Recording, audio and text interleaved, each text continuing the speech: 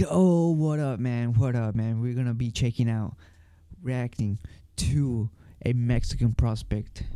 I saw him fight last night against who was it? Against the Argentinian Francisco Prado, man. He fought Francisco Prado last night in UFC Mexico, and wow, bro, I'm impressed with this kid. What I saw was a lot of potential, man.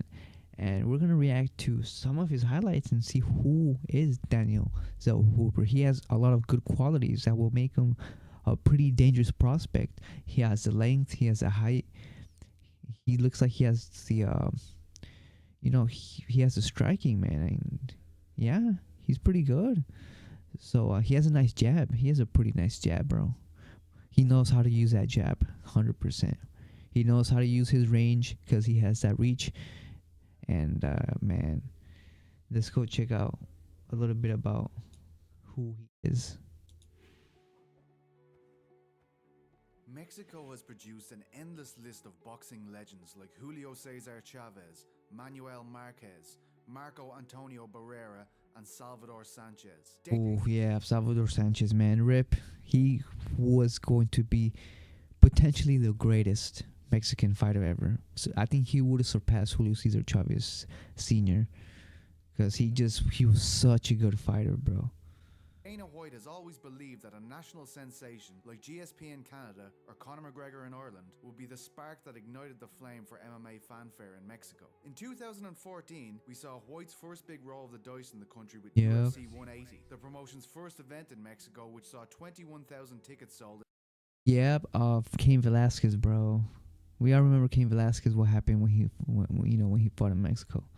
Didn't go too well for Cain Velasquez. 8 hours. However, the event suffered a big blow when Cain Velasquez was forced from the contest a month before his meeting with Fabricio Verdum. The promotion chose to rebook Velasquez v Verdum Oh, never mind. UFC 188 in Mexico City. By the time the fight came around, having spent 2 camps in Mexico, many felt Verdum could not only speak better Spanish than the champion, but that he had also forged more of a relationship with the Mexican community than Velasquez. If UFC's plan was to cement Velasquez as a national sensation with the bout, their worst fears were realized when Verdum submitted him in the 3rd round to claim the heavyweight title. To White's credit, he always underlines that the impact of going to new countries is felt in the years after the UFC first visit them. Mexico is currently flush with talented MMA fighters like Yair Rodriguez, Brandon Moreno, Irene Aldana, and Alexa Grasso, but the country has yet to be truly unlocked as a hub for mixed martial arts. Coincidentally, today's subject, who hails from Mexico City, the hometown of the legendary Cesar Chavez, only truly embraced his MMA dream when he met a UFC champion in Mexico City when the promotion was docked there for UFC 188. And he has won it, and he remains unbeaten. This is Pete Carroll, and today we'll be putting a spotlight on 21-year-old undefeated Mexican lightweight Daniel Golden Boy Zellhurber. Okay, interesting. Ooh, excited for this one, man. The 10-0 prospect has a prominent place on the Lux Fight League event in San Pedro Garza Garcia on the week of Cinco de Mayo, so it felt natural that he would be given the OP Prospects treatment this week. It's nearly unbelievable if you've seen the amazing skills that Zellhurber has displayed in his last number of outings. But the main reason he aligned with combat sports was because he was a victim of bullying in his younger years. As you say, I suffered bullying in school. Oh, oh, by the way, dude, he speaks great English, bro. Wow. When he did his post-fight interview, I was surprised that he spoke really well. Pretty fluent, man. Of bullying in his younger years. As you say, I suffered bullying in school. So my dad told me, hey, you need to go and train box. But when I start training box, I doesn't feel that connection with the sport. At 12 years old, he happened upon his coach Raul Romero's gym, and he immediately knew MMA is what he wanted to do. I saw him training, and I realized that, oh my God, what's that? I want to try that. And next day I go to the gym with. Wow, look at him! Look how tall he is, bro. Look at that man. Jesus, God, man.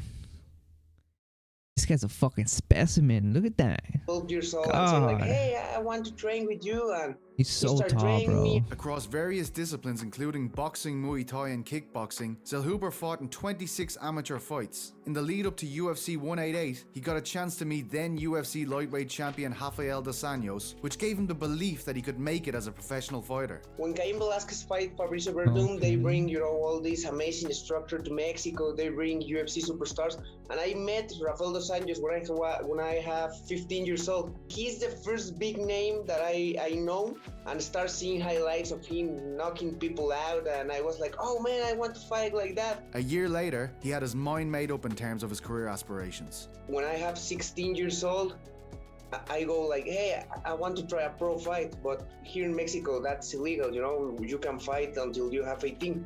But we found a league that let us fight. Obviously, I have to sign a contract that said that if I die is my problem. The raging Mexican finisher crazy. first popped up on my radar in June 2020 when MMA Damn. Junkie's Nolan King reported that then 6-0 Zellhurber had been added to the cast of Season 4 of Dana White's Contender Series. After looking up his record, his fight name, Golden Boy, cast my mind back to another Mexican fan favorite, Oscar De La Hoya, but it turned out that he was not the inspiration behind the title. In fact, interesting. it was Coach Romero who gave him the name Golden Boy, as he likened his young protege to kickboxing legend Badr Hari, who also uses the name. The presenter, like the Bruce Buffer of my fight, he listened that my coach told me that I'm gonna be the Golden Boy, and he just go out and say, hey, Daniel, Golden Boy, Zellhurber, and the people love the nickname, and they all start calling me Golden Boy. So Nice. In the end, Oh, he didn't interesting. take the offer to fight in the Contender Series, as he wanted to prioritize his degree in physical therapy. That being said, his last 4 Okay. fights have shown how well-rounded Wow, interesting. What a nice young man, bro. This guy's out here trying to do his thing, trying to get his studies and the stuff. young gun is becoming. In a performance that helped him improve to 7-0, Golden Boy showed his clinch skills to dispatch Salvador Izar. After that, he displayed his ability to overcome adversity against Gianfranco Cortez before claiming a 3rd-round finish. Due to the Nice. abilities shown in the striking realms, often his opponents look to take him down. Miguel Arizmendi's attempt saw him submitted with a rare calf slicer, and Alexander Oh, Barahona was damn. stopped in the 1st round following that. He knows I'm how to trying submit show too, the people so is that's that good. Here in Mexico, we doesn't know how to box, we doesn't know how to kick, we know how to wrestle. How many people made calf slicers? Even in the UFC, I think that there's only 2. Oh, what I'm trying to shit. show to the people is that I can be a well-rounded fighter. Zellhurber and his team are particularly excited about his next fight, as they believe his opponent Jafeth Herrera Querez can test his grappling skill set again. With 8 finishes in 10 outings, another stoppage victory will only add to his growing reputation and resume. The annual celebration of Cinco de Mayo has often been a huge date for boxing, and Zellhurber hopes that more people will tune in to watch his fight at Lux Fight League 13, which will be streamed on Fight Pass the day before Saul Canelo Alvarez takes on Billy Joe Saunders. Like many of his countrymen, he takes a lot of inspiration from what Canelo has done in the boxing world. As you say, we doesn't have that type of poster boy, you know, we doesn't have the Canelo of the MMA, and that's what I'm trying to do. I'm trying to be the Canelo of the MMA. I want to bring Nice. all that titles, I want to bring all that succeed to Mexico and show the people that we are not just good in boxing, we can be good in other sports. For the next 8 months, Zellhuber's degree will Nice. take priority, but after that, he is adamant that the UFC will come calling. I just need to finish my degree, travel to USA, train in better gyms, go to the UFC, kick some asses, and then go for the title. Don't forget to check out Zellhuber's next bout this Nice. Friday at Lux Fight League 13 on UFC Fight Pass. Again, there's a bit of pressure on Daniel, because all of the fighters that have been illuminated by the glow of on-point prospects, Ian Gary, Mohamed Mokayev and Rug have won their fights following their features in the series. As always, I want to thank my wonderful friend and spiritual guide, Lawton Virkant, for bringing this feature to life. Enjoy the fights! Wow, okay, so you guys have it, the Golden Boy. Let's go check out a UFC fight or something. Go check. Let's check this one real quick, man. Damn, look how tall he is, bro. Okay, let's go check a little UFC video from here, from the boy. Oh, look at the flying knee. Nice. Already.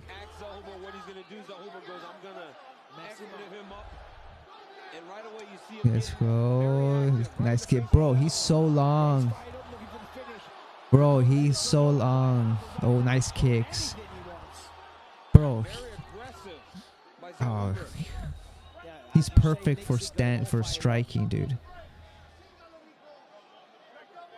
But he punched his way He's in the long, corner of long Venata's legs for overhand kicks, mouthguard is out. long He's trying to arms call to Jason Herzog.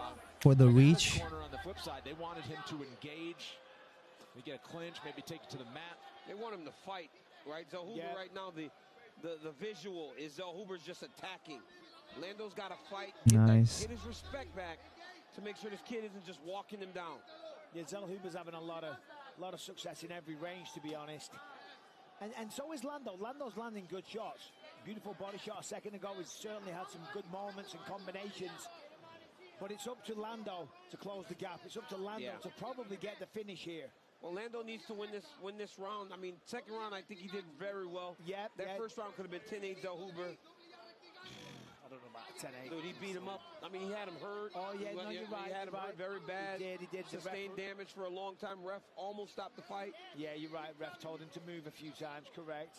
Very big round for Zellhuber. Lando's got to get this one. Oh, that hit. A kick almost fucking. Damn it. That kick landed. Oof. Feints with the legs. That would have been brutal. Lando to hesitate.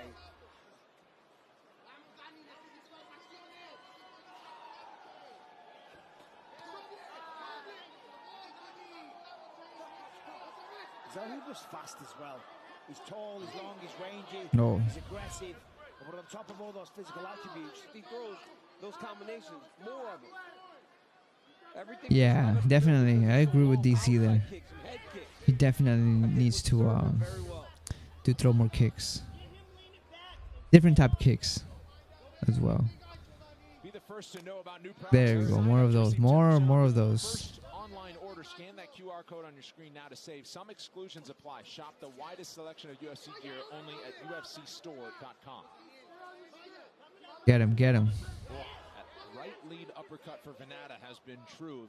He's trying to score that one and maybe pile onto it. See if he can come up with a combination that turns the tide a little bit. yeah, he's landed that several times. Follows up with a nice left hook as well, but it's just not enough right now. Zellhuber ahead on significant strikes, 66-49, so not a ridiculous lead. Considering how many strikes had to be considered significant in round one. That's the difference. Correct. That's the difference as we approach 90 seconds to go right now. You know, Lando Venata continues to impress even as he gets older in his career. And for Daniel Zellhuber, he's shown improvement. He's gotten better from last fight. He's been more on the Holy Christ. Yeah. Wow, that fuck. There you go. The speed and the technique. Beautiful. Beautiful kick. Venata kind of waved it off, but that did some damage. Anyway, now that got him a little shook, bro. Of the third and final round with a minute to go. Definitely got him shook. Lando might have blocked that. He still got to go get something. Yeah. That visual, it got the response from us. The judges are watching the same thing.